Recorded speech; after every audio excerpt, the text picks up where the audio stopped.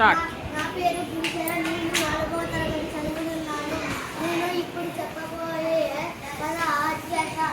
ఒక అడవిలో ఒక చిత్రమైన నక్క ఒకటి ఉండేది. ఆ నక్క సాధారణంగా క్రూరత్వాలు వేటాడినది. వదిలేసిన మాంసాన్ని తినేది. ఒకరోజు అత్యాశ కలిగిన నక్క ఒకరోజు ఒక పందిని అక్కడ నిల్చోవడం చూసింది.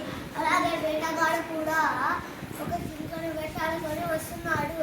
నక్క వేటాడమని వెళ్ళినప్పుడు వేటగాడు కూడా తను చూశాడు. అప్పుడే తను ఈ పందిని కూడా పట్టుకొని వెళ్దామని అనుకున్నాడు. బాణం విసరపోయేదాకా బాణం విసుద్దామని సిద్ధంగా పెట్టుకున్నాడు. విసిరేటప్పుడు నక్క కూడా పైకి వెళ్ళి వచ్చింది. సడన్ గా బాణం నక్కకి కుచ్చుకుంది. తర్వాత తను ఆ బాణం సడన్ గా వెళ్ళి మళ్ళీ పందికి కూడా కుచ్చుకుంది. తర్వాత తను రెండింటిని తీసుకొని వెళ్దామన్నప్పుడు బాణాన్ని కింద పెట్టి తను తీసుకొని వెళ్దామన్నప్పుడు వెళ్తూ ఉన్నాడు.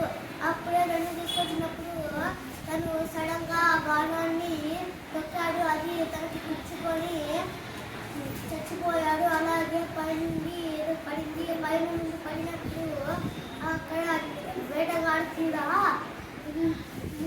తనని పంది నక్క అని వదిలేసింటే ఈ తనకి కూడా ఈ మరణం వచ్చేది కాదు.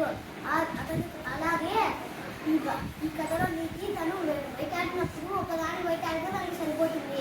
ఇంకా వేటాడాలనుకుంటే తనకే ముప్పు. ఇతను వదిలేసింటే 4 ప్రాణాలు బతికే వేటగాడు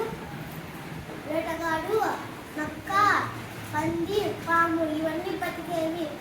అత్యాశకు పోతే ఇలాగే జరుగుతుంది. ఇంతటి అవకాశం ఇచ్చినందుకు హెచ్ఎం మేడం గారికి కృతజ్ఞతలు. ధన్యవాదాలు.